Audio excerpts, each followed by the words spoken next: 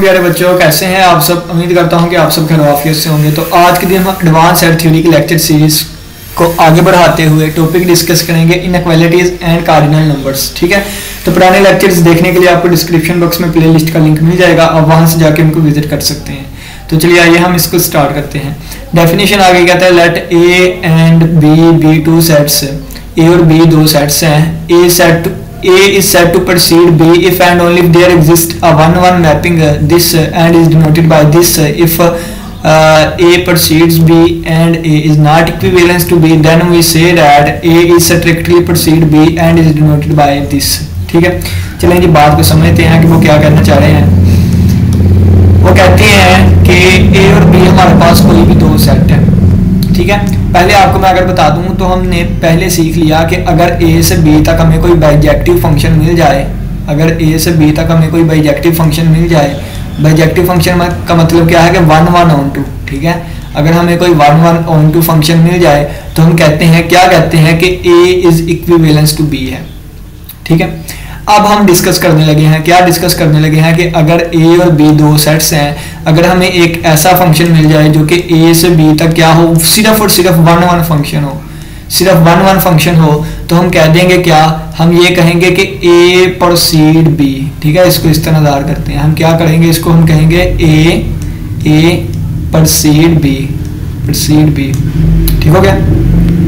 अब ये एक छोटी सी बात देख लें, अगर इसके साथ यानी कि इस वाले के लिए ये वाली चीज होगी, अगर हमें इसके साथ कन्फर्म पता चल जाए, अगर कन्फर्म पता चल जाए क्या कि ये फंक्शन ऑन टू नहीं है, सिर्फ 1-1 है, तो फिर हम क्या कहेंगे, हम कहेंगे ए इज स्ट्रिक्टली, ठीक है, A is strictly proceed B, ये वाली चीज कहते हैं। ठीक है, सिर्फ बिल्कुल वैसे ही बात है। देखे ना, जैसे हम कहते हैं कि A is a subset of B, ये बराबर वाली भी अलामत लगा देते हैं क्योंकि ए बी के इक्वल भी हो सकता है, लेकिन अगर हमें साथ पता चल जाए कि ए बी के इक्वल नहीं है तो फिर हम सिर्फ ये वाली चीज अलामत लगाते हैं। ठीक है, बिल्कुल वैसे ही कि हम लेस देन और इक्वल टू लगाते हैं, अगर हमें साथ पता चल जाए नॉट इक्वल टू है तो फिर हम सिर्फ और सिर्फ लेस देन यूज करेंगे।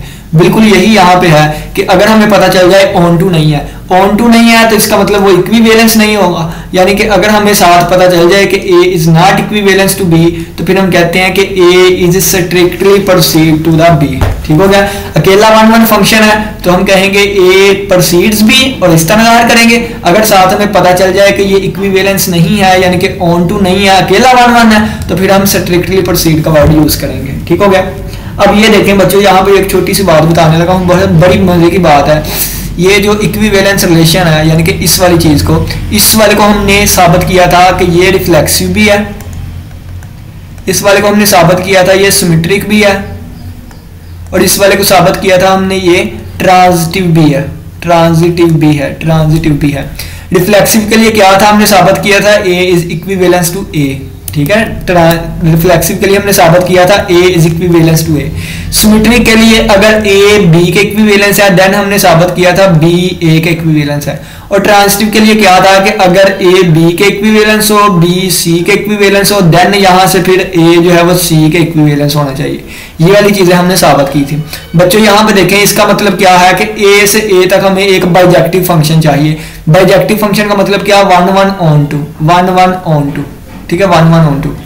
अब यहाँ पे इसका मतलब क्या था कि ये चीज हमें गिवन थी, ये गिवन थी, इसको हमने प्रूव करना था 1-1 ऑन 2, 1-1 ऑन 2। ठीक है, यानी कि इसकी 1-1 ऑन 2 से, इसके 1-1 ऑन 2 से हमने आगे वाले को 1-1 ऑन 2 प्रूव करना था। और बच्चों यहाँ पे क्या था कि इसका 1-1 ऑन 2 हमें गिवन था, इसका 1-1 ऑन 2 हमें गिवन था, इसका भी हमें 1-1 ऑन 2 गिवन था, यानी कि ये देखें ना, ये चीजें गिवन है हमें। ठीक है, ये बाइजेक्टिव गिवन था, इसको हमने 1-1 ऑन 2 प्रूव करना था। ठीक है, 1-1 ऑन 2 इसको हमने प्रूव करना था। ठीक हो गया। तो बच्चों ये देखें, ये चीजें हमने पहले लेक्चर में, सबसे पहले लेक्चर में हमने डिस्कस की थी। अब हम इसके लिए नहीं, अब हम इसको साबित करेंगे, यानी कि ये स्ट्रिक्ट, ये प्रोसीड वाले को ज़ाहिर करेंगे। किसको, प्रोसीड वाले को। अब प्रोसीड के लिए भी हम रिफ्लेक्सिव, ठीक है, सिमेट्रिक और ट्रांजिटिव प्रूव करने की कोशिश करेंगे। ठीक है, सिमेट्रिक और ट्रांजिटिव, ये तीनों चीजें प्रूव करने की कोशिश करेंगे। अब इसके लिए बाइजेक्टिव फंक्शन की डेफिनेशन होती थी यानी कि 1-1 ऑन 2 की, अब इसके लिए सिर्फ 1-1 की डेफिनेशन होती है। तो देखें, रिफ्लेक्सिव को 1-1 प्रूव करेंगे तो ये देखें 1-1 यानी कि जो हमने पीछे वाले लेक्चर में डिस्कस किया था वो यहाँ पे कर लेंगे। ठीक है, पीछे वाले में 1-1 के साथ ऑन 2 भी किया था, यहाँ पे सिर्फ 1-1 करेंगे प्रूव हो जाएगा, यानी कि आपने खुद करना, मैंने करवाना नहीं है, सिर्फ बता रहा हूँ। ठीक है, 1-1 प्रूव करना आपको आता है। अब ये देखें यहां से यानी कि इसकी 1 1 ऑन टू से इसको हमने 1 1 ऑन टू प्रूव किया था। कैसे प्रूव किया था? हमने कहा था ए से लेके बी तक एक फंक्शन होगा, ठीक है, यहां से यहां तक एक फंक्शन होगा। अगर ये 1 1 है यानी कि अगर ये 1 1 है तो इसका उलट ऑन टू होता है। देखिए ना, इसकी ऑन टू को हमने इसके 1 1 से प्रूव किया था, इसकी ऑन टू की मदद से हमने ये 1 1 प्रूव किया था, ठीक है। क्योंकि देखे ना ए से बी तक अगर ये 1 1 है तो ये उसका ऑन टू का काम करेगा, ठीक है, ये उसका ऑन टू का काम करेगा, और अगर ये ऑन टू है तो ये इसके 1 1 का काम करता था। लेकिन यहाँ पे सिर्फ और सिर्फ हम 1 1 की बात करेंगे, ऑन टू वाली चीज ही नहीं है, तो इसमें सिमेट्रिसिटी होल्ड नहीं करती, ठीक है। अगर फंक्शन ऑन टू भी होता फिर ये सिमेट्रिक होता, लेकिन यहाँ पे सिर्फ 1 1 की बात की जाती है, इस वजह से इसकी सिमेट्रिसिटी नहीं होती, ठीक है। ट्रांसलेट की बात करें तो देखें, जब यानी कि इसमें 1 1 ऑन टू था, इसमें भी 1 1 ऑन टू था, और इनकी मदद से हमने इसको 1 1 ऑन टू प्रूव किया था। अब यहाँ पे क्या है, सिर्फ 1 1 है, तो 1 1 में सिर्फ और सिर्फ यहाँ पे हम ये वाली 1 1 1 1 को लेके इसको 1 1 प्रूव कर सकते हैं, ठीक है। तो ये अब आपने खुद करना है, यानी कि बुक पे मैं आपको थोड़ा सा समझा देता हूँ क्या आप क्या कहेंगे। आप सिमेट्रिक सबसे पहले आप रिफ्लेक्सिव को साबित करेंगे, ठीक है। सबसे पहले आप किसको साबित करेंगे? रिफ्लेक्सिव को साबित करेंगे। रिफ्लेक्सिव को साबित करने के लिए आप कहेंगे हमने शो करवाना है a is equivalence to a। हमें एक ऐसा फंक्शन चाहिए जो कि a से a तक डिफाइन हो और 1 1 हो, और वो फंक्शन ये वाला है। इसको 1 1 कैसे शो करते हैं? आप क्या करेंगे, आप f के अंदर x1 और x2 रख लेंगे, ठीक है। तो ये देखें कि x1 के इक्वल आ जाएगा और f ऑफ x2 x2 के इक्वल आ जाएगा, ये आपस में इक्वल आ गया, फंक्शन 1 1 हो गया। आप कहेंगे कि सिमेट्रिक हो गया, क्यों? क्योंकि ये ना स्ट्रिक्टली प्रोसीड, ठीक है। तो आप कहेंगे कि ये फंक्शन हमारे पास 1 1 आ गया, तो इसका मतलब क्या है कि a strictly a proceed a आ गया, तो ये चीज हमारी साबित हो गई, क्या? रिफ्लेक्सिव, ठीक है, ये रिफ्लेक्सिव हो गया। इसी तरह ट्रांसटिव के लिए आप कहेंगे कि f हमें एक फंक्शन दिया गया है a से b तक, ये 1 1 होगा। g हमें फंक्शन दिया गया है a से c तक, b से c तक, ये हमारे पास ये भी 1 1 होगा, क्योंकि ये वाली चीज हमें दी गई होगी, ठीक है, क्योंकि ये वाली चीज हमें दी गई होगी। तो फिर हम कहेंगे कि इनकी जो कंपोजिशन आएगी ना g of f of x जो कि a से c तक होगी, वो भी 1 1 होगी। तो इसका मतलब क्या है कि a से c तक हमारा 1 1 हो गया, तो इसका मतलब क्या है कि a स्ट्रिक्टली पर a प्रोसीड्स b c हो गया। तो ये ट्रांसिटिविटी प्रूव हो गई, यानी कि इसकी और इसकी मदद से ये चीज। तो बुक के ऊपर ये सारी चीजें सोल्व है, आपको सिर्फ मैंने अब रीड ही करवाना है, ठीक हो गया। वो आगे जाके हम पढ़ेंगे। ये रिफ्लेक्सिव का प्रूव है, यानी कि हमने क्या साबित करना है? हमने साबित करना है ये रिफ्लेक्सिव और ट्रांसिटिव होता है, ठीक हो गया। ये देखें a से a तक ये a हो गया, तो हम कह देंगे कि ये क्या है, बस यहाँ तक ही कर लें, काफी है, ठीक है। ये करके आगे लिख दें रिफ्लेक्सिव है, ठीक है। और इसी तरह ट्रांसिटिव के लिए आप लिख दें, देखें कंपोजिशन वाले को उन्होंने 1 1 शो करवाया हुआ है, तो वो कह दिया है कि ये होल्ड करेगा, ठीक है। ये वाली चीज, ये दो चीजें गिवन थी और यहाँ से ये वाली चीज होल्ड करेगी, तो हम क्या कह देंगे कि ये हमारे पास क्या है? ट्रांसिटिव है, ठीक हो गया। अच्छा, अब यहाँ पे ना वो एक न्यू चीज लेके आने लगे हैं, वो ये कहता है कि अगर a की कार्डिनलिटी को हम p का नाम दे दे, b की कार्डिनलिटी को q का नाम दे दे, देन अगर ये वाली चीज है ना, तो हम कहेंगे p लेस देन और इक्वल टू q है, ठीक है। देखिए मैं आपको बताता हूँ, यानी कि वो क्या कहना चाह रहा है। वो कहना चाह रहा है कि देखें कि a is equivalence to b, हमने एक कंसेप्ट पढ़ा था। अगर a में नंबर ऑफ एलिमेंट p है और b में नंबर ऑफ एलिमेंट q है ना, तो हम कह देंगे p is equal to q है। ये हमने पीछे वाले लेक्चर्स में पढ़ा था, ठीक है। अब हम बात करने लगे हैं इसकी, ठीक है, इस वाले की। तो ये हमारे पास क्या होगा कि अगर मैं a की कार्डिनलिटी कहूँ p है, b की कार्डिनलिटी कहूँ q है, तो फिर ये p लेस देन q हो जाएगा, p लेस देन और इक्वल टू q हो जाएगा, ठीक है। इसमें दो चीज़ें छुपी हैं, मैं आपको बताता हूँ अभी। इसमें एक p लेस देन q भी है, एक p is equal to q भी है, यानी कि ये सिर्फ हमें 1 1 का बता रहा है, ये 1 1 फंक्शन है। अगर 1 1 के साथ ऑन टू ना हुआ तो फिर ये वाली चीज़, और अगर 1 1 के साथ ऑन टू हुआ तो बाइजेक्टिव बन के ये वाली चीज़ बन जाएगी, ठीक हो गया। अब एक और बच्चे मैं आपको बात बताने लगा हूँ, देखें दो केसेस कैसे होल्ड करते हैं। अगर मैं कहूँ 1 2 3 और a b c, अगर मैं कह दूँ 1 2 3 और मैं कह दूँ a b c d, और अगर मैं कह दूँ 1 2 3 और मैं कह दूँ a b, ठीक है। अब बच्चों यहाँ पे आप देखें 1 1 फंक्शन बनाने की कोशिश करें, तो यहाँ पे भी देखें 1 1 फंक्शन बनता है कब? जब नंबर ऑफ एलिमेंट्स इक्वल है, ठीक है। यहाँ पे देखें अगर आप, तो ये भी 1 1 फंक्शन बनता है कब? जब नंबर ऑफ एलिमेंट कम है। लेकिन यहाँ पे 1 1 फंक्शन नहीं बनता, क्योंकि ये फंक्शन ही नहीं बन रहा। तो ये क्या था? जब p ज्यादा था q थे, तो इसमें 1 1 फंक्शन नहीं बनता। ये दो केसेस होंगे, ठीक है। तो इसमें दो चीजें छुपी हुई है, क्या? एक लेस वाली और एक इक्वल टू वाली। अब ये वाली क्या होगी? ये वाली हमारे पास स्ट्रिक्टली नहीं होगी, ठीक है, लेकिन ये स्ट्रिक्टली वाली होती है, ठीक हो गया। तो ये वाली चीज़ उन्होंने यहाँ पे लिखी हुई है। इस अंदाज से भी लिख सकते हैं कि अगर ये है तो फिर ये वाली चीज़ होगी, और अगर ये वाली चीज़ है स्ट्रिक्टली है तो इसको लेस देन से बाहर कर सकते हैं, ठीक हो गया। और यहाँ पे अगर आप देखें ना तो ये हमारे पास ऑन टू नहीं है, क्यों? क्योंकि इसकी प्री इमेज नहीं है हमारे पास, ये 1 1 भी था, ऑन टू भी था, ठीक है। तो ये वाली चीज़ यहाँ पे लिख दी है। अब नेक्स्ट आगे बढ़ते हैं, ये थ्योरम भी हमारा हो गया।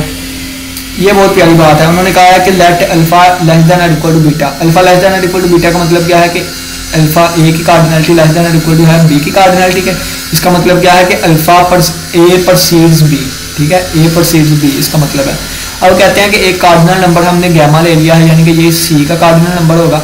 ये वाली चीज़ हमने साबित करवानी है। तो अगर आप देखें इसको, अगर लिखना चाहें तो ये क्या है, अल्फा की जगह पे ए आ जाएगा, प्लस की जगह पे यूनियन आ जाएगा और गैमा की जगह सी आ जाएगा।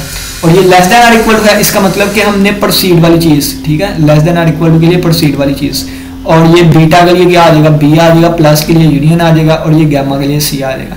तो ये वाली चीज़ हमने साबित करवानी है। इस वाली चीज़ को साबित करवाने का मतलब क्या है, हमने एक ऐसा फंक्शन बनाना है जो कि ए यूनियन सी से लेके बी यूनियन सी तक हो और ये 1 1 हो, यानी कि इसको 1 1 प्रूव करवाना हमारा काम है। ठीक हो गया। इस वाले को ट्रांसलेट कर देते हैं, यानी कि इस वाले का मतलब क्या होगा। इस वाले का मतलब क्या है, देखें अल्फा है तो अल्फा की जगह पे ए आ जाएगा, आगे मल्टीप्लाई हो रहा है तो क्रॉस प्रोडक्ट यूज करते हैं। पीछे वाले लेक्चर्स में हमने जो है वो डिटेल से ये चीज़ें पढ़ी थी। गैमा है तो इसके लिए सी आ जाएगा।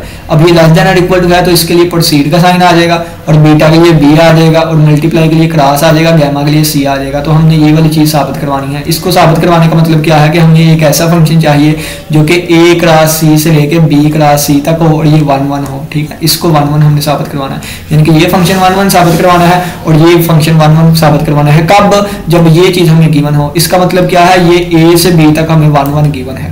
ठीक है, ए से बी तक 1 1 गिवन है। इस 1 1 के गिवन की मदद से हमने इसको 1 1 साबित करवाना है और इसको 1 1 साबित करवाना है। ठीक है, तो चलिए आइए हम स्टार्ट करते हैं। सबसे पहले उन्होंने देखे, उन्होंने डिसजॉइंट सेट ले लिए हैं। उन्होंने कहा है कि A B C are 3 mutually disjoint sets लिए हैं, आपस में तमाम म्यूचुअली जो है वो आपस में सभी जो है वो डिसजॉइंट है। ए की कार्डिनलिटी अल्फा है, बी की कार्डिनलिटी बीटा है, सी की कार्डिनलिटी गैमा है। ये हमें चीज़ गिवन है। सिंस हमें ये वाली चीज़ गिवन है तो इसका मतलब है ए प्रोसीड बी, और इसका मतलब क्या है कि हमें ए से बी तक एक 1 1 फंक्शन मिल जाएगा। ठीक है, there exist a 1 1 function from A to B.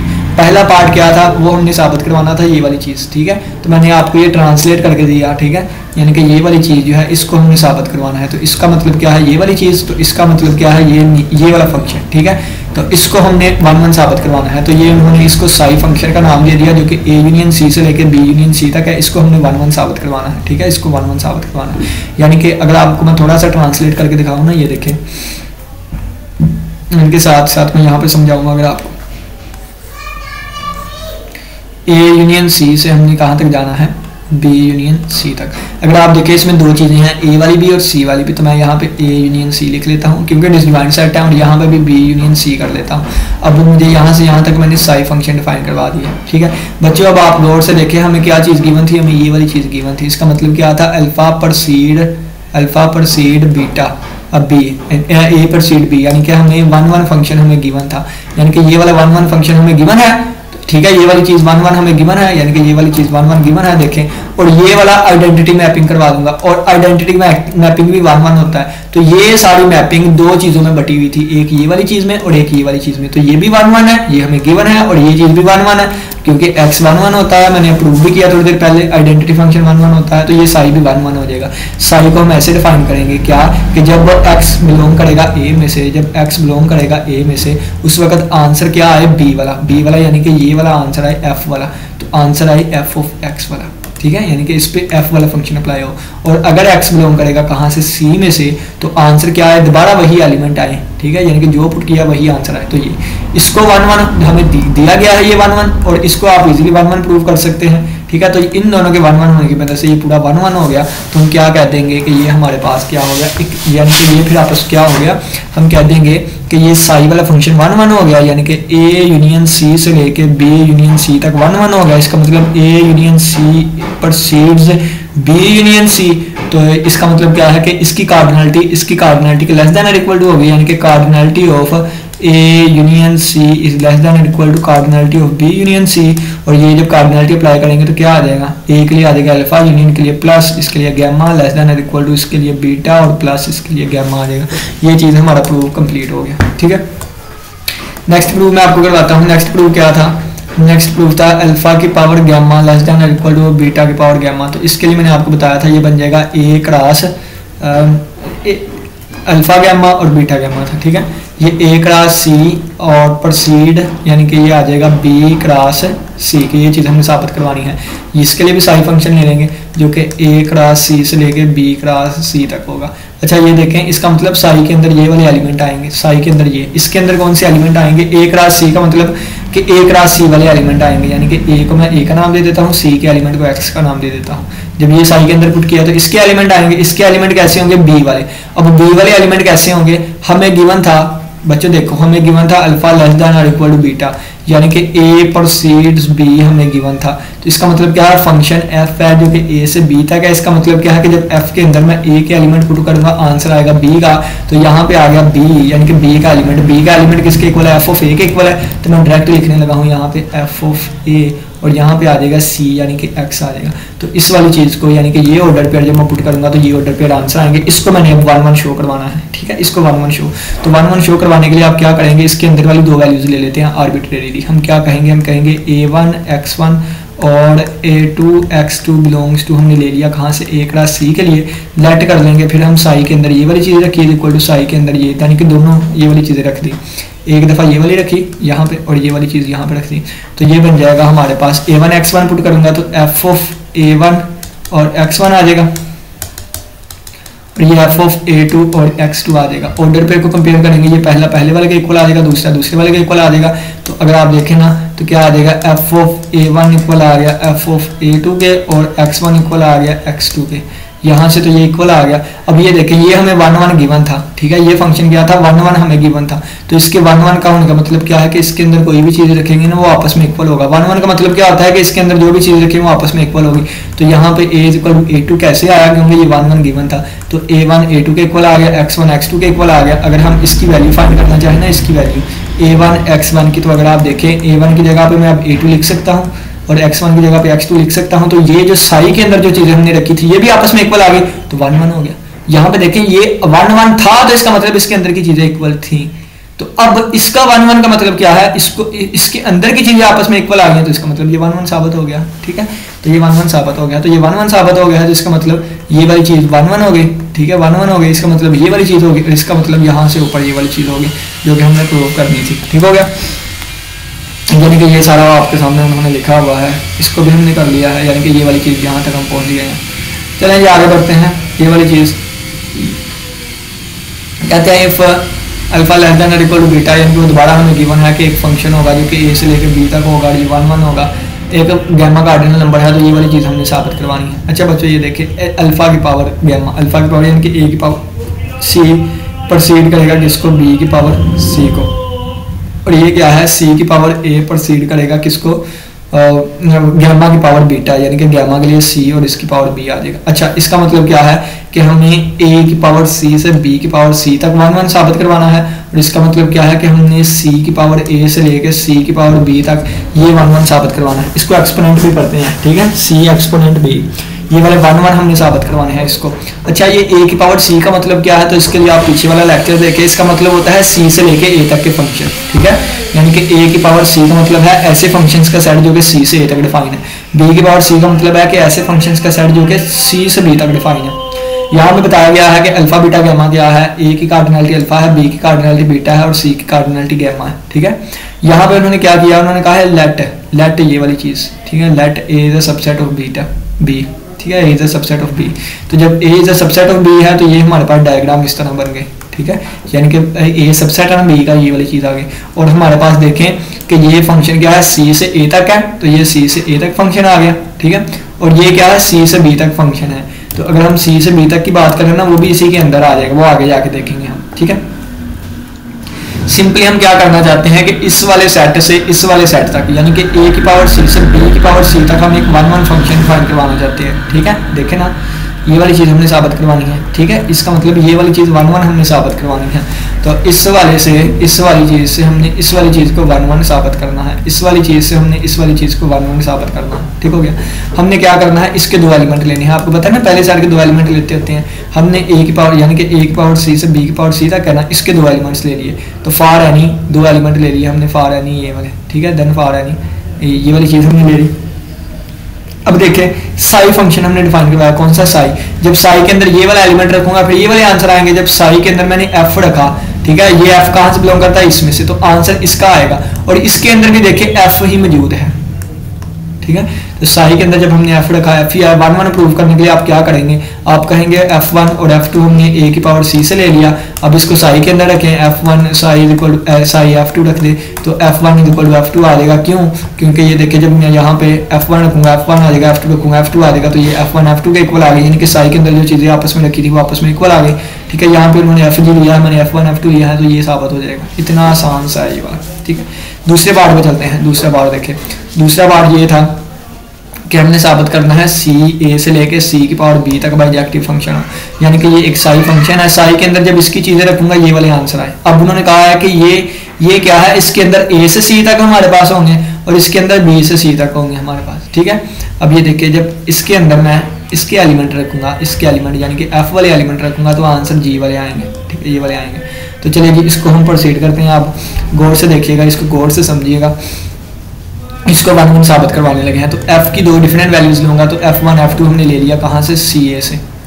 अब इसको साई के अंदर रखूंगा, जब साई के अंदर इस तरह रखा तो यानी कि इसके लिए f1 करूंगा तो g1 आएगा, f2 करूंगा तो g2 आएगा, ये आ गया, ठीक है। अब बाय डेफिनेशन ऑफ साई यानी कि ये साई की डेफिनेशन के तहत चीज आ गई। अब ये देखें g1 is equal to g2 आ गया है, हम लिख सकते हैं g1 of x equal to g2x, ठीक है, ये वाली चीज लिख दी है। यानी कि इसका मतलब क्या है, g1 g2 के इक्वल आ गया, तो g1 g2 का मतलब क्या है कि g फंक्शन आ गया। देखें ये वाला g फंक्शन, ठीक है, इसमें ये वाली g फंक्शन आ गया, g of 1 equal to g2। अब ये देखें as g are extension of f, so यानी कि g जो है वो किसकी एक्सटेंशन है, f की एक्सटेंशन है, तो हम लिख सकते हैं कि g of x equal to f of x। ये देखें यानी कि g क्या है, g को बढ़ाया गया है f से ही, यानी कि g को f से ही बढ़ाया गया है। एक होती है रिस्ट्रिक्शन, एक होती है एक्सटेंशन, ठीक है, एक होती है रिस्ट्रिक्शन, एक होती है एक्सटेंशन। रिस्ट्रिक्शन क्या होती है, पीछे वाले लेक्चर में हम पढ़ के आए थे, मैं आपको बताता हूँ। यानी कि मैं रिस्ट्रिक्शन और एक्सटेंशन के बारे में आपको बताता हूँ। फर्ज किया है ये वाली चीज़ है ना, ये वाली चीज़, ये एक बड़ा फंक्शन f था, इसकी मदद से अंदर एक g फंक्शन बना दिए, ठीक है। तो ये क्या होगा, यानी कि मैं इस तरह करके दिखाता हूँ, इस तरह कर देते हैं, ये g कर देता हूँ, ये f हो जाता है। अगर g की मदद से अगर हमने f फंक्शन एक बना लिया है, g की मदद से अगर हमने f फंक्शन बनाया है, तो हम क्या कहेंगे कि ये रिस्ट्रिक्शन है, और f की एक्सटेंशन कौन सा है, g है, ठीक है, f वाले की एक्सटेंशन g है, और g में जो चीजें होल्ड करेंगी फिर वो f में भी होल्ड करेंगी, ठीक है। अगर g में होल्ड करती है ना चीजें, वो फिर f में भी होल्ड करेंगी। तो ये वाली चीज यहाँ पे लिखी है कि g एक्सटेंशन है f वाले की, तो f of x g of x f of x के इक्वल होगा फॉर ऑल के लिए, ठीक है। तो यानी कि वो तमाम वैल्यूज के लिए आपस में इक्वल होंगे, और क्योंकि x वाली छोटी चीज है, अब तो जब बड़ी के लिए होल्ड करें ना कोई चीज, तो फिर छोटी के लिए भी लाजमी होल्ड करेगी, ठीक है। तो ये छोटी के लिए भी, यानी कि अगर ये बड़ी के लिए होल्ड करती है तमाम के लिए, तो ये छोटी के लिए भी लाजमी होल्ड करेगी। f1 f2 के इक्वल आ गया, यानी कि जो इसके अंदर चीजें रखी थी वो आपस में इक्वल आ गई हैं, तो हम क्या कह देंगे, फंक्शन 1 1 हो गया। 1 1 का मतलब क्या है, जहां से जहां तक डिफाइन था, यहाँ से यहाँ तक डिफाइन था, ये आपस में क्या आ गए, प्रोसीड वाला केस आ गया। प्रोसीड का मतलब लेस देन और इक्वल टू आ जाएगा, इसकी कार्डिनलिटी, तो ये वाली चीज हमारे साबित हो गई।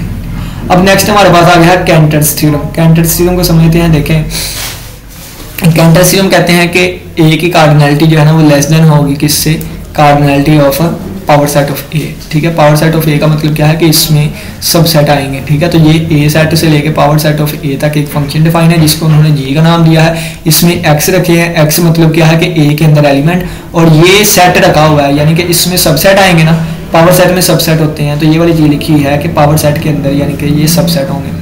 अब यहाँ पे गौर से सुनिएगा ये बात, मैं आपको ना यहाँ पे एक्सप्लेन करके दिखाता हूँ।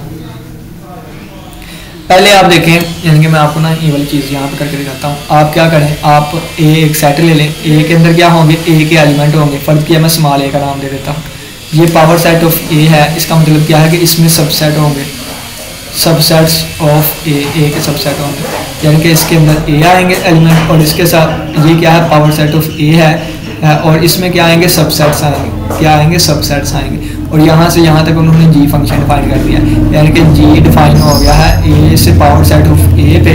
जब जी के अंदर मैं ए एलिमेंट रखूंगा तो उस वक्त कोई ना कोई एक सेट आया करेगा, जैसे मैं कह देता हूँ ये वाला।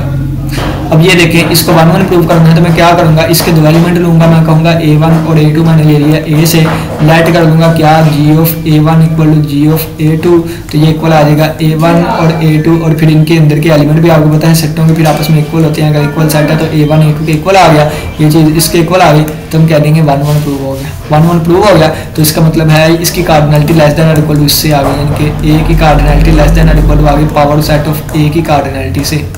अब बच्चों आप लोगों को पता होगा, क्या ये पता होगा कि अब हमने ये वाली चीज़ साबित करवानी थी, यानी कि ये वाली चीज़ हमने साबित करवानी थी सिर्फ लेस वाली, तो लेस वाली सिर्फ साबित करवानी है तो हमने इसको साथ शो भी करना है, यानी कि इसके साथ अगर हम शो कर दें कि a की कार्डिनलिटी नॉट इक्वल टू है पावर सेट ऑफ a की कार्डिनलिटी के, तो फिर ये साबित हो जाएगा स्ट्रिक्टली लेस वाला, ठीक है, यानी कि ये लेस वाला साबित हो जाएगा। अब नॉट इक्वल टू साबित करवानी है, नॉट इक्वल टू साबित करवाने से पहले ना हम इसको कंट्राडिक्शन से प्रूव करेंगे, हम लेट कर लेते हैं कि ये आपस में इक्वल है, ठीक है, हम ये साबित कर लेते हैं, ये लेट कर लेते हैं कि इनकी कार्डिनलिटी आपस में इक्वल है। इसका मतलब क्या है कि a is equivalence to power set of a, इसका मतलब हमें एक बाइजेक्टिव फंक्शन मिल जाएगा, जो बाइजेक्टिव का फंक्शन मतलब क्या है 1 1 on 2, ठीक है, 1 1 on 2, यानी कि ये a है हमारे पास, ये पावर सेट ऑफ a है, हमें 1 1 on 2 फंक्शन मिल गया। अब देखें, अब a पुट करने पे हमारे पास कोई ना कोई सबसेट आएगा, a पुट करने पे कोई ना कोई सबसेट आएगा, पुट करने अब सबसेट के अंदर क्या होता है, सबसेट के अंदर भी a के एलिमेंट होते हैं ना। देखिए मैं आपको एक छोटी सी एग्जांपल देता हूँ, मैं जैसे सेट ले लूँ 1 और 2, ठीक है, तो ये मैंने फंक्शन डिफाइन करवा लिया 1 2 से सबसेट तक, ये 5 आ गया, ये 1 आ गया, ये 2 आ गया, ये 1 2 आ गया, ठीक है। अब ये देखिए 2 जिस पे मर्जी आप मैप करवा दें, अगर मैं 2 2 पे मैप करवाऊंगा या 2 इस पे मैप करवाऊंगा, किसी एक पे मैप करवा लेना, अगर मैं 2 इस पे मैप करवाऊं या 2 इस पे मैप करवाऊं तो देखिए 2 इन दोनों में से बिलोंग करता है, लेकिन अगर मैं 2 1 पे मैप करवा दूं तो इसमें से बिलोंग नहीं करता, यानी कि ये एलिमेंट जिस सबसेट पे जाके मैप करेगा ये 2 इसमें से बिलोंग कर भी सकता है और नहीं भी। तो कहने का मतलब है a पर जब f फंक्शन अप्लाई होगा, तो जब a पे f फंक्शन अप्लाई होगा तो f ऑफ a आ जाएगा, यानी कि कोई ना कोई सबसेट आ जाएगा। अब ये a उसमें से बिलोंग कर भी सकता है और नहीं भी कर सकता, ठीक है, दोबारा सुनिएगा, ये 2 जो है जिस पे मैप होगा, अगर तो इस पे मैप हो गया तो देखे नहीं बिलोंग करता, अगर इस वाले पे मैप हो गया तो देखे बिलोंग करता है। तो यानी कि ये एलिमेंट जिस पे मैप हुआ, यानी कि f ऑफ अप्लाई होने के बाद f ऑफ 2 जो भी आया, यानी कि इसका एलिमेंट है, उसमें से बिलोंग कर भी सकता है नहीं भी। तो मैंने लिख दिया आइदर या तो a बिलोंग करेगा अपने सबसेट में से या नहीं बिलोंग करेगा, इनके जिस पे मैप किया है या बिलोंग कर सकता है या नहीं। अब जो बिलोंग नहीं करता उस वाले को हमने बैड एलिमेंट का नाम दे देना है, यहाँ पे उसको हमने बैड एलिमेंट का नाम दे दिया और उसका हमने एक सेट बना लिया। अब इस सेट के अंदर वो एलिमेंट आएंगे, यानी कि इस सेट पे वो मैपिंग वाले एलिमेंट आएंगे जो कि बिलोंग नहीं करते, ठीक है, यानी कि ये वो वाले आएंगे जो कि बिलोंग नहीं करते, और इसको भी हमने एक सेट का नाम दे दिया बैड एलिमेंट का सेट b। अब ये देखें इसके अंदर क्या है, यानी कि इस सेट के अंदर क्या है, वो एलिमेंट है जो कि बिलोंग नहीं थे करते, ठीक है। अब है क्या, एक a क्या है, a क्या है, a के एलिमेंट्स है, a सेट के एलिमेंट है, तो इसका मतलब ये b भी सबसेट है a का, b is also subset of a, b भी सबसेट है a का, इसका मतलब b भी यहाँ पे पाया जाता होगा, ठीक है, b भी यहाँ पाया जाता होगा। अब हमने कहा है कि ये इसके इक्विवेलेंस है, यानी कि 1 1 on 2 है, क्या है 1 1 on 2 फंक्शन है। on 2 फंक्शन का मतलब है कि इस b सबसेट वाले की भी प्री इमेज आएगी, फर्ज किया वो a नॉट है या b है, ठीक है। तो b को जब हमने पुट किया f के अंदर तो आंसर क्या आ रहा था, b आ रहा था, यानी कि इस b पे जब f फंक्शन अप्लाई हुआ तो फिर b आया। अब ये देखें, अब इस पे भी पॉसिबिलिटी है क्या कि ये b इसमें से बिलोंग कर भी सकता है, नहीं भी, यानी कि या तो b इसमें से बिलोंग करता होगा या नहीं करता होगा, ठीक है, दो ही केसेस है इसमें। अगर तो ये बिलोंग नहीं करता तो जो बिलोंग नहीं थे करते वो इसी सेट में आते थे, बिलोंग्स टू बी आ जाएंगे, और अगर ये बिलोंग कर जाता है तो ये फिर इस सेट में से नहीं आएगा। तो यहाँ पे अगर देखें तो यहाँ पे हम कह रहे हैं b does not belongs to b, और यहाँ पे बिलोंग्स टू b, और यहाँ पे b बिलोंग्स टू b, ठीक है, और यहाँ पे नॉट बिलोंग, यानी कि एक ये देखे ना, ये डज नॉट बिलोंग्स टू लिखा हुआ है और यहाँ पे बिलोंग्स टू लिखा हुआ है, तो ये यहाँ पे एक कंट्राडिक्शन आ गई है। कंट्राडिक्शन क्यों आई, क्योंकि हमने इसको ऑन टू मानना था, ये बिलोंग डज नॉट बिलोंग भी आई जा रहा है, बिलोंग भी आई जा रहा है, तो हम कह देंगे कि ये इसका मतलब ऑन टू नहीं है। ऑन टू नहीं है तो इसका मतलब क्या हो गया, बाइजेक्टिव नहीं है, बाइजेक्टिव नहीं है तो इक्विवेलेंस नहीं है, इक्विवेलेंस नहीं है तो इनकी कार्डिनलिटी आपस में इक्वल है नहीं है, does not equal to cardinality, ठीक है, कार्डिनलिटी इक्वल नहीं है, इनकी कार्डिनलिटी इक्वल नहीं है, तो इसका मतलब वो स्ट्रिक्टली वाला ही ठीक है, ठीक है, यानी कि a की कार्डिनलिटी स्ट्रिक्टली है पावर सेट ऑफ a की कार्डिनलिटी। कैंटर्स थ्योरम था ये हमारा जो प्रूव हो गया, ठीक है। चलेंगे, ये कैंटर्स थ्योरम था, इसको पढ़ लीजिएगा सारा, यानी कि जो चीज़ लिखी है ना उसको मैंने अल्फाज में बयान किया। नेक्स्ट हमारे पास बहुत ही सर खपा देने वाला थ्योरम है जो क्या है, श्रोडिंगर ब्रेनस्टेइन थ्योरम, इसको हम करते हैं। ये क्या कहता है, देखिए आप ये कहते हैं कि x is a super set of y and y is a super set of x1 है। ये दो हमें बाइजेक्टिव गिवन है, ठीक है। ये बड़ी लाइन जो भी होगी ना मैं बाइजेक्टिव के लिए यूज करूंगा। ये बाइजेक्टिव गिवन है और ये जो है ना ये आपस में 1 1 है, ठीक है। यानी कि ये देखें ये क्या है, कहता है कि इस तरह के हों 3 सेट, ठीक है। यानी कि x is a super set of y, y is a super set of x1 और ये क्या हो, ये इक्विवेलेंस हो। इक्विवेलेंस का मतलब बाइजेक्टिव हो, यानी कि ये दो आपस में क्या है बाइजेक्टिव है। और क्या कहते हैं एक्स वाई के इक्विवेलेंस।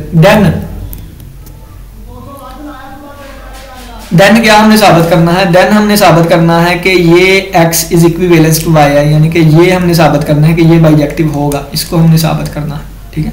इसको हमने साबित करना है, ठीक हो गया। चलें जी आगे बढ़ते हैं। देखें दोबारा थ्योरम समझ ले। मैं थ्योरम की स्टेटमेंट जो है वो ना आपको दोबारा समझा देता हूँ, ठीक है। थ्योरम की स्टेटमेंट गौर से समझ ले, सारा काम ही है थ्योरम की स्टेटमेंट है जिसको हम आगे प्रोसीड करेंगे। x1 y1 x y and x1 हमने सेट लिए हैं इस तरतीब से कि x सुपर सेट है y का और y सुपर सेट है x1 का, यानी कि x1 is a subset of y and y is a subset of x, ठीक है। इस तरह हमने ले लिया। अब ये जो है ना x और x1 ये पहला और एंड वाला ये बाइजेक्टिव है। अगर ये बाइजेक्टिव है तो हमने साबित करना है ये भी बाइजेक्टिव होंगे, ठीक हो गया। चलिए आगे बढ़ते हैं। पहले आप स्टेटमेंट यहाँ से पढ़ लें, फिर मैं आपको ना साफ पेज पे वो आपको समझाऊंगा चीज़ें, ठीक है। यहाँ पे आप पहले क्राइटेरिया देख लें। सबसे पहले क्या है, कहता है ये हमें बाइजेक्टिव गिवन है, यानी कि ये चीज़ गिवन है, इसको हमने प्रूव करना है। ये हमें गिवन है, इसका मतलब क्या है, एक बाइजेक्टिव फंक्शन एग्जिस्ट करता होगा। ये वाली चीज़ बाइजेक्टिव आ गई। बाइजेक्टिव का मतलब क्या है, 1 1 भी होगा और ऑन टू भी होगा। यहाँ से यहाँ तक हमें 1 1 भी मिल गया और ऑन टू भी मिल गया, 1 1 भी मिल गया, ऑन टू भी। अब हमें पता है ये वाली चीज़ है, अगर यहाँ से यहाँ तक कोई 1 1 ऑन टू है ना, तो इसका मतलब है यहाँ से यहाँ तक भी हमारे पास क्या होगा, एक डिस्ट्रिक्शन हमने ले ली डिनोटेड बाय f, उसको f से डिनोट करेंगे और ये भी हमारे पास क्या होगा 1 1 फंक्शन होगा। ये भी क्या होगा 1 1 फंक्शन होगा, यानी कि इसको भी हमने क्या कह दिया, ये 1 1 हो गया।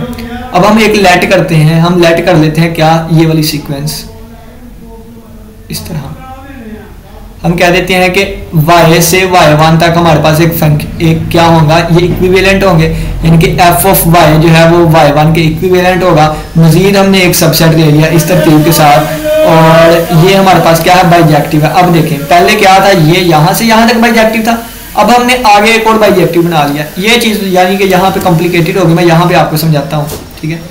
गौर से समझिएगा। देखें ये x है, ये y है, ये x1 है, ये हमें बाइजेक्टिव गिवन है। ये क्या है बाइजेक्टिव गिवन है, ये हमें बाइजेक्टिव गिवन है, लिख देता हूँ बाइजेक्टिव है, ठीक है। बड़े वाले आप बाइजेक्टिव है और इसको हमने बाइजेक्टिव प्रूव करना है, इसको बाइजेक्टिव प्रूव करना है। और अब देखिएगा यहाँ तक आगे ये हमें बाइजेक्टिव है। So the restriction of f will f is onto, ठीक है। अब हम क्या करते हैं, देखें इसका मतलब क्या है कि x सबसे बड़ा है, इसके अंदर y कंटेन करता है, ठीक है, और इसके अंदर हमारे पास x1 है, ठीक हो गया ये वाली चीज। अब हमने क्या किया है कि f इज बाइजेक्टिव, यानी कि f जो है ना यानी कि ये चीज बाइजेक्टिव है, यानी कि मतलब क्या है कि ये x है, इसके अंदर ये y है और इसके अंदर ये x1 है, इसके अंदर ये x1 है और ये हमारे पास सेट क्या है, ये हमारे पास एक y सेट है, इस y सेट के अंदर क्या है x1 है, ठीक है। यानी कि ये देखें ना, पहले मैंने ये पूरी चीज ड्रा कर ली ये वाली और ये मैंने ये वाली चीज ड्रा कर ली, ठीक है। और x से x1 तक एक बाइजेक्टिव फंक्शन है, यानी कि ये इस वाले सेट से इस अंदर वाले सेट तक एक बाइजेक्टिव फंक्शन है। क्या है बाइजेक्टिव फंक्शन है, 1 1 और ऑन टू फंक्शन है। क्या है 1 1 और ऑन टू फंक्शन।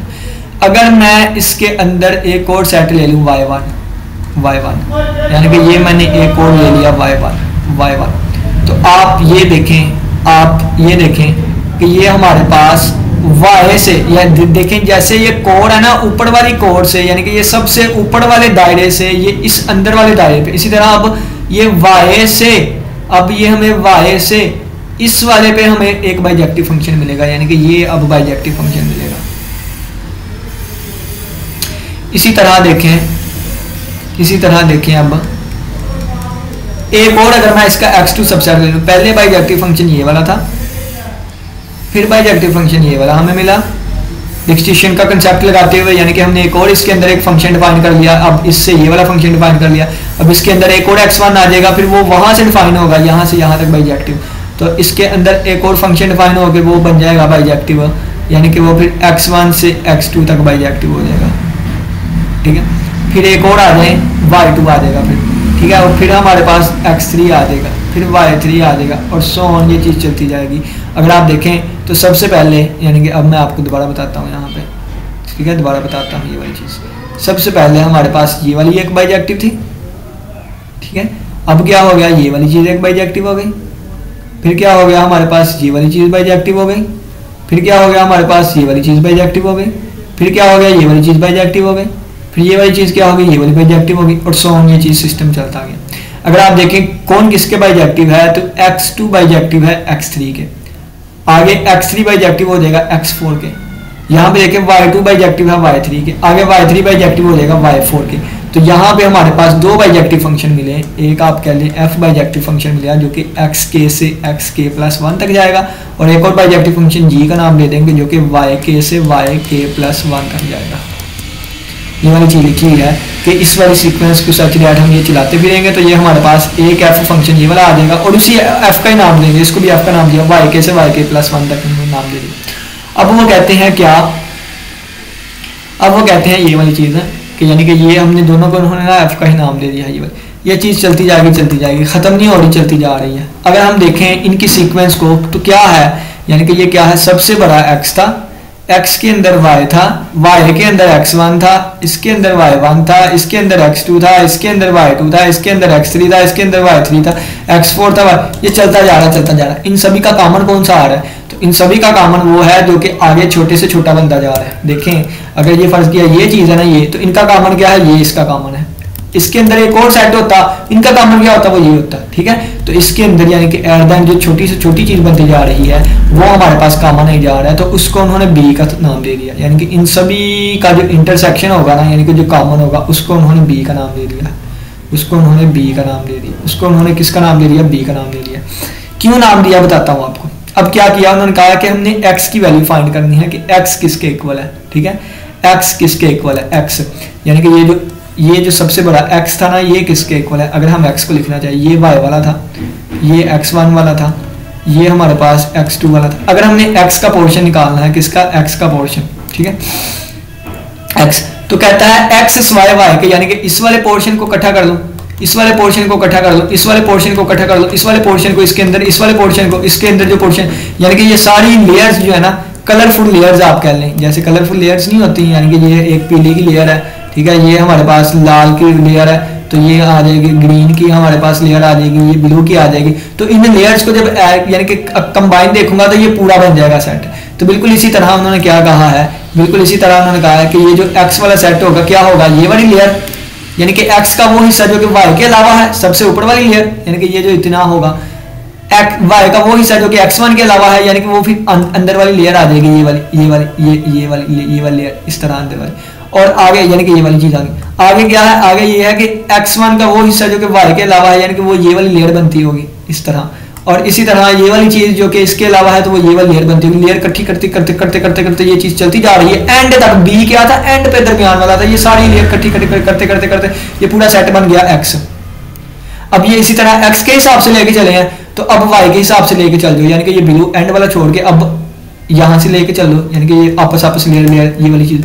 इसी तरह आप इससे आगे वाली लेयर को भी लेके चल सकते हैं, ठीक है।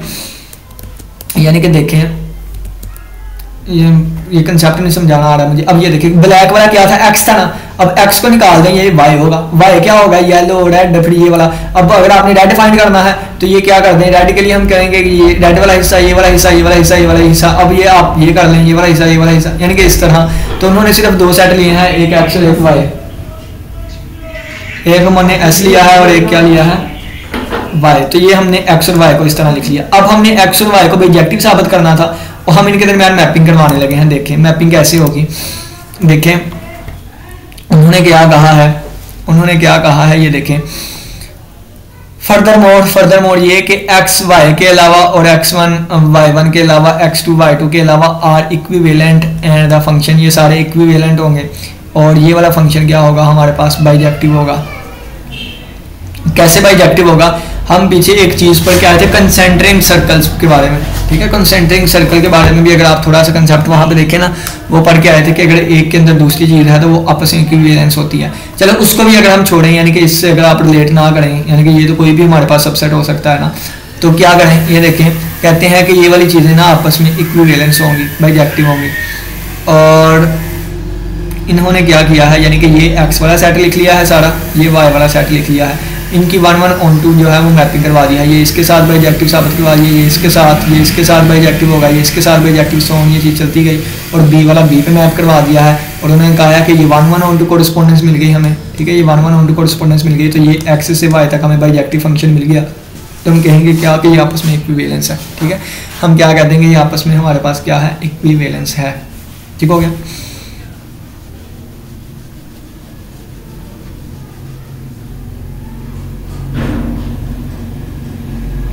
ये भी चीज़ में मैं आपको आर्गुमेंट के साथ बताता हूँ एक चीज़, ठीक है। देखें, हमने ऊपर कहा था, ऊपर हमने क्या कहा था कि f जो है वो xk से xk+1 तक बाइजेक्टिव है, और f फंक्शन yk से yk+1 तक बाइजेक्टिव है, ठीक है। ये इसकी तो समझ आ गई थी ना, यानी कि वो जो मैंने आपको एक सीक्वेंस बना के दिखाई और उसमें सारी चीज़।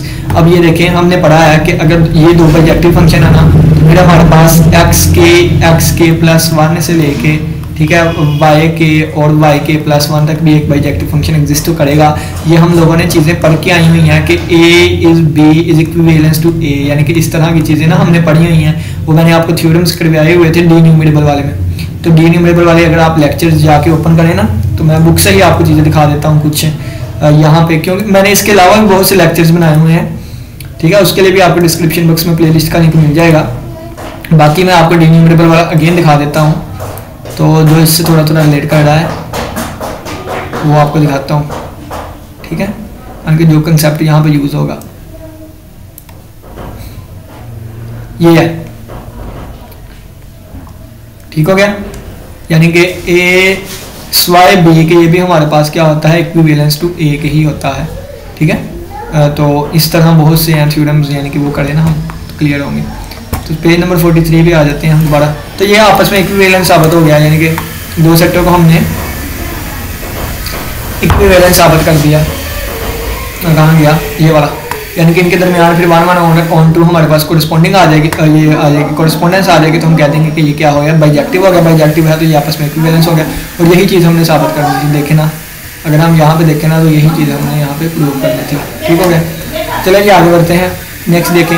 ये करोलरी आप खुद करेंगे, ठीक है, करोलरी आप खुद करेंगे।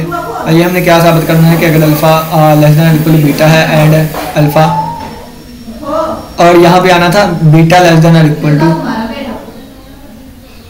यहाँ पे आना है beta less than equal to alpha, ठीक है। ये गलत लिखा हुआ है। अगर alpha less than equal to beta है, beta less than equal to beta alpha है, तो साबित करना है हमने अल्फा बीटा के इक्वल होगा। ये ऊपर वाले थ्योरम को यूज करते हुए आप कर लेंगे। अच्छा, कंटिन्यूम हाइपोथेसिस देखें। कंटिन्यूम हाइपोथेसिस क्या है, कहता है कि सेट ऑफ नेचुरल नंबर जो है ना, इसकी कार्डिनलिटी अल्फा होती है, हमने पढ़ा हुआ है। और रियल नंबर की कार्डिनलिटी जो है वो सी से ज़ाहिर करते हैं। कहते हैं हमें पता है natural number is a subset of real number है, तो इसका मतलब क्या हुआ कि अल्फा जो है ना, यानी कि अल्फा जो है वो स्ट्रिक्टली लेस देन सी हुआ। क्यों? क्योंकि सबसेट के लिए आपको बताया ना कि इसके नंबर ऑफ एलिमेंट कम होंगे इसके नंबर ऑफ एलिमेंट से, तो फिर अल्फा लेस देन हो गया सी, ठीक है, बाय कैंटर थ्योरम। अब कैंटर थ्योरम क्या कहता है, कैंटर थ्योरम में भी हमने पता है क्या कि कार्डिनलिटी ऑफ ए जो है वो लेस देन होती है cardinality of power set of A, और पावर सेट के अंदर कितने एलिमेंट होते हैं, 2 की पावर अल्फा, ठीक है। तो ये वाली चीज़ लिख दी गई है उन्होंने, यानी कि ये कैंटर थ्योरम से आ गया। और ये हमारे पास सिंपल अभी अभी जो हम कंसेप्ट वगैरह पढ़ के आए ना उससे आ गया, ठीक है, ये सबसेट वाले कंसेप्ट से। अब ये देखें लिखा हुआ है कि हम थोड़ी देर बाद प्रूव करेंगे कि सी बराबर होता है, यानी कि ये जो है ना, यानी कि ये देखें अल्फा लेस देन सी और अल्फा लेस देन 2 की पावर, यानी कि ये, तो ये अगर आप देखें ना तो अल्फा लेस देन, तो ये भी चीज़ साबित हम करेंगे। ये डायरेक्टली तो नहीं हम कह सकते, यानी कि यहाँ से डायरेक्ट नहीं कह सकते, लेकिन कहता है कि थोड़ी देर बाद हम प्रूव कर देंगे कि ये चीज़ इसके इक्वल होती है किसी और तरीके से। कहता है so it is natural to ask that, यानी कि ये बहुत सा कॉमन सा क्वेश्चन है जो पूछा जाता है कि ए और सी के दरमियान भी क्या कोई कार्डिनल नंबर एग्जिस्ट करता है, यानी कि एक अल्फा है कार्डिनल नंबर, एक सी है, ये नेचुरल नंबर की कार्डिनलिटी है, ये इंटरवल्स वालों की कार्डिनलिटी होती है। तो क्या कहता है कि इनके दरमियान कोई बीटा भी आता है, द आंसर इज नो, इसका आंसर है कि नहीं, there exist no cardinal numbers between alpha and C, यानी कि अल्फा और सी के दरमियान कोई भी बीटा नंबर एग्जिस्ट नहीं करता। इसको हम कहते हैं कॉन्टिन्यूम हाइपोथेसिस, ठीक है। कहता है ये कैंटर ने दिया था, in fact it was conjecture proposed by the Cantor, वो इसको प्रूव नहीं कर सका 1963 में पॉल कोहन ने शो किया कि कैंटर थ्योरम जो independent axiom of the set theory in the somewhat है। देखें यूक्लिडियन फिफ्थ पोस्टुलेट था एक, जो कि पैरेलल लाइंस के रिलेटेड था, लेकिन वो ज्योमेट्री से इंडिपेंडेंट था। बिल्कुल इसी तरह पॉल कोहन ने साबित किया, शो किया 1963 में कि ये है तो हमारे पास नंबर थ्योरी के रिलेटेड ही कंसेप्ट है, लेकिन इसका प्रूफ जो है ये इंडिपेंडेंट है किससे, इससे, ठीक है, यानी कि सेट थ्योरी से इंडिपेंडेंट है। बिल्कुल उसी तरह जैसे यूक्लिडियन फिफ्थ लेमा था। अब ये यहाँ पे वो प्रूफ करता है। प्रूफ क्या करते हैं कि ये सी इज इक्वल टू 2 की पावर अल्फा है, और इसी के साथ हमारा ये टॉपिक खत्म हो जाता है। तो चलिए आइए इसको हम स्टार्ट करते हैं। सबसे पहले देखें, सेट ऑफ नेचुरल नंबर की कार्डिनलिटी अल्फा होती है, और नेचुरल नंबर जो है इक्विवेलेंस होते हैं रैशनल नंबर्स के, तो इसकी कार्डिनलिटी भी अल्फा आ गई, और रियल नंबर की कार्डिनलिटी सी है। अब ये देखिए 2 की पावर उन्होंने क्यू ले लिया है, यानी कि 2 की पावर क्या ले लिया है, उन्होंने क्यू ले लिया है, ठीक है। अब 2 की पावर क्यू का मतलब क्या है, 2 की पावर क्यू का मतलब है ये एक ऐसा सेट होगा जिसमें ऐसे फंक्शंस होंगे जो कि क्यू से लेके कहाँ तक डिफाइन होंगे, यानी कि वो ऐसे फंक्शन होंगे जो कि क्यू से 2 तक डिफाइन होंगे, 2 तक, और 2 आंसर क्या आया करेगा, 2 आया करेगा हर दफा। तो ये हमारे पास एलिमेंट्स आ गए, यानी कि ये इस तरह आ गए, यानी कि इसमें वो एलिमेंट्स होंगे जो कि रैशनल नंबर से बिलोंग करेंगे। और ये बताया हुआ है उन्होंने कि एफ के अंदर जब रियल नंबर पुट करेंगे ना, एफ के अंदर रियल नंबर पुट करेंगे तो ये वाला एक सेट आया करेगा। इसको 1 1 ऑन टू प्रूव करना है, 1 1 प्रूव करना है, और ऑन टू प्रूव करना है F is 1 f is 1 1 g is 1 1। तो चलिए जी इसको प्रूफ को देखते हैं। कहता है लेट a एंड b, दो हमने रियल नंबर लिए हैं, इस तरह के लिए हैं कि ये आपस में इक्वल नहीं है, यानी कि आर्बिट्रेरी हमने कोई भी ले लिया है, आपस में इक्वल नहीं है। Without the loss of generality हमने कहा है कि ये आपस में इक्वल नहीं है, तो इसका मतलब एक छोटा होगा दूसरे से। अब हर दो रियल नंबर के दरमियान एक रैशनल नंबर एग्जिस्ट करता है, there exist rational number q आ जाएगा जो कि a और b के दरमियान लाया करेगा। अब इसका मतलब है a ग्रेटर देन b, यानी कि r greater than a and r less than b, ठीक है। अब ये देखें कि आर जो भी हम पुट करेंगे, यानी कि जो भी पुट करेंगे एट द एंड क्या आंसर आ रहा है, ये एक सेट में से इस तरह आंसर आ रहा है ना। अब ये जो पुट किया है हमने वो इसमें से बिलोंग कर भी सकता है और नहीं भी, ठीक है। तो हमने कहा है कि आर डज नॉट, पहला केस हमने लिया है कि R does not belongs to F of A and R belongs to R, यानी कि किसी एक में से बिलोंग करेगा, किसी एक में से नहीं बिलोंग करेगा, वो आप जो सा मर्जी ले लें। तो उन्होंने कहा कि R does not belongs to F of A और R belongs to F of B होगा ना। देन अगर आप देखें तो एक में से बिलोंग करता है, एक में से बिलोंग नहीं करता, तो ये हमारे पास does not equal to belong, यानी कि इक्वल नहीं होंगे। और अगर ये वाली चीजें जो हमने डिफरेंट ली थी तो आंसर भी डिफरेंट आ गया, इसका मतलब फंक्शन 1 1 हो गया। 1 1 प्रूव करने के 2 क्राइटेरिया होते हैं, एक यानी कि इनको इक्वल रख दें तो ये चीजें भी आपस में इक्वल होनी चाहिए, और एक ये है कि अगर इनको आप नॉट इक्वल टू लेके चलें तो ये चीजें भी नॉट इक्वल टू आनी चाहिए। तो ये नॉट इक्वल टू वाला प्रूव हो गया, हम कह देंगे फंक्शन इज 1 1। फंक्शन इज 1 1 है, इसका मतलब ये प्रोसीड वाला सिस्टम आ गया, लेस देन और इक्वल टू आ गया, यानी कि ये इसके इक्वल आ गया है, ठीक है। अब हमें क्या पता है, लेट सी यानी कि कार्डिनलिटी, यानी कि सी एन किसको ज़ाहिर कर रहा है, set of all the characteristic function, तमाम कैरेक्टरिस्टिक फंक्शन का जो सेट है ना उसकी कार्डिनलिटी भी 2 की पावर अल्फा होती थी। ये हम पीछे वाले लेक्चर्स में डिस्कस करके आए हैं, ठीक है। कहता है डिफाइन अ मैपिंग, एक मैपिंग हम करवा देंगे सी एन से लेके 0, यानी कि इस ओपन इंटरवल, यानी कि semi open semi close interval 0,1 तक। कहते हैं कि जब इसमें हम पुट करेंगे क्या, सी एन यानी कि कैरेक्टरिस्टिक फंक्शन जब पुट करेंगे, जब साई के अंदर कोई फंक्शन पुट करेंगे तो आंसर क्या आएगा, ये वाला आएगा। आंसर क्या आएगा, ये वाला। जब हम देखें फंक्शन डिफाइन है यहाँ से लेके जब कैरेक्टरिस्टिक फंक्शन पुट करेंगे आपके अंदर साई के अंदर, आंसर क्या आएगा, इसमें से आएगा। तो इसका मतलब क्या है, कोई अशारी वाला नंबर आएगा। तो उन्होंने 0 पॉइंट समथिंग, ये देखना एक नंबर ऐसा आ गया जो कि 0 पॉइंट समथिंग वाला है, और उसका पहला डिजिट होगा एफ ऑफ 1, दूसरा डिजिट ये होगा, तीसरा डिजिट सो ऑन, यानी कि ये चीज उन्होंने बयान की हुई है। अब इसको हमने 1 1 साबित करना है। इसको 1 1 साबित करने लगे हैं, कैसे साबित करने लगे हैं, इसकी 2 वैल्यूज लेंगे, यानी कि इसके अंदर जो चीज पुट किया इसकी 2 वैल्यूज ली, हमने कहा ये नॉट इक्वल टू है, ठीक है। 1 1 का दूसरा क्राइटेरिया ये होता है, हमने कहा ये नॉट इक्वल टू है। अगर ये नॉट इक्वल है तो साई ऑफ f1 और psi of f2 not equal to, ठीक है। तो यानी कि ये वाली चीज ये नॉट इक्वल टू है, तो इसका मतलब कि f1 f2 के नॉट इक्वल है, f1 of i f of i2 के नॉट इक्वल है। यानी कि इसका मतलब क्या है, देखें कि यानी कि अगर मैं लिखना चाहूँ ना, इसको मैं ना दूसरे तरीके से प्रूव करवा देता हूँ। आप ये कह लें कि ये वाली चीज़ जो उन्होंने क्या कही कि ये इसके नॉट इक्वल टू है, इसका मतलब ये इसके नॉट इक्वल टू होगा। तो इसका मतलब क्या है कि ये साई ऑफ ये है और ये इसके इक्वल है, तो हम कह देंगे फंक्शन इज 1 1 है। ये तरीका भी बिल्कुल ठीक है, लेकिन अगर आपको थोड़ा सा कंफ्यूज कर रहा है ना तो मैं आपको ये बता देता हूँ। ये देखें साई ऑफ f1 हमने रख लिया साई ऑफ f2 के, ठीक है। f1 और f2 हमने कहाँ से लिए थे, ये हमने लिए थे करैक्टरिस्टिक फंक्शन ऑफ ए वाले से, ठीक है, ये वाली चीज़ हो गई। अब ये देखिए इसका मतलब क्या है, 0 एफ ऑफ 1 एफ ऑफ 2, यानी कि ये f1 ऑफ 2 f1 ऑफ 3 और सो ऑन, और इज इक्वल टू 0 पॉइंट ये आ जाएगा f2 ऑफ 1 आ जाएगा, f2 ऑफ 2 आ जाएगा और f2 ऑफ 3, यानी कि वो सिर्फ वैल्यूज ही वहाँ पे पुट की हैं। देखें ना यहाँ पे अगर मैं क्या रखूँगा, यानी कि अगर हम यहाँ पे ना, अगर यहाँ पे f1 रख दूंगा तो ये f1 के हिसाब से चल जाएगा, f2 रखूंगा f2 के हिसाब से रख दूंगा, और ये आपस में इक्वल रखे तो ये आ जाएगा पहला डिजिट पहले डिजिट, या अब ये चीज़ें आपस में इक्वल है तो इसका मतलब पहला डिजिट पहले डिजिट के इक्वल, दूसरा दूसरे के इक्वल, तीसरा तीसरे के इक्वल, यानी कि f1 ऑफ 1 इक्वल आ जाएगा f1 ऑफ 1 के f2 of 2 equal f1 of 1 equal आ जाएगा f2 ऑफ 1 के f1 ऑफ 2 इक्वल आ जाएगा f2 ऑफ 2 के f3 ऑफ 1 इक्वल आ जाएगा f3 ऑफ 2 के, और सो ये चीज़ चलती गई, और f1 ऑफ i इक्वल आ जाएगा f2 ऑफ i का, सो ये चीज़ चलती गई। ये सभी आपस में इक्वल है, हम इन जनरल कह सकते हैं। फिर f1 f2 के इक्वल है, यानी कि ये जो f1 f2 इसके अंदर रखे थे ये आपस में इक्वल आ गया, फंक्शन 1 1 हो गया। इसका ही उलट करें ना तो ये वाली चीज़ बन जाएगी, ठीक है। तो f ये आ गया, यानी कि ये इसके प्रोसीड कर गया, ये इसको लेस देन और इक्वल टू आ गया, ये इसके लेस देन और इक्वल टू आ गया। तो ऊपर हम पढ़ के आए थे क्या, ऊपर हमने डिस्कस कर लिया था क्या, ये देखिए ऊपर हमने ये रिजल्ट निकाला था कि c लेस देन क्या है, c लेस देन है 2 की पावर अल्फा, यहाँ पे रिजल्ट निकला है 2 की power alpha less then c के है। तो अभी हमने उससे ऊपर करोगी जो मैंने आप पे छोड़ी है कि अल्फा अगर लेस देन बीटा हो, बीटा लेस देन अल्फा हो, तो इसका मतलब अल्फा बराबर होता है बीटा के, यानी कि ये चीज़ फिर इसके इक्वल हो जाएगी, यानी कि c बराबर हो जाएगा 2 की पावर अल्फा के। तो ये चीज़ हमारी साबित हो गई। और ये c क्या थी, कार्डिनलिटी ऑफ कह लें, ठीक है, यानी कि कार्डिनलिटी ऑफ ये कह लेना, ये यानी कि ये वाली चीज़ हमने प्रूव कर दी, c इक्वल टू 2 अल्फा, ठीक है।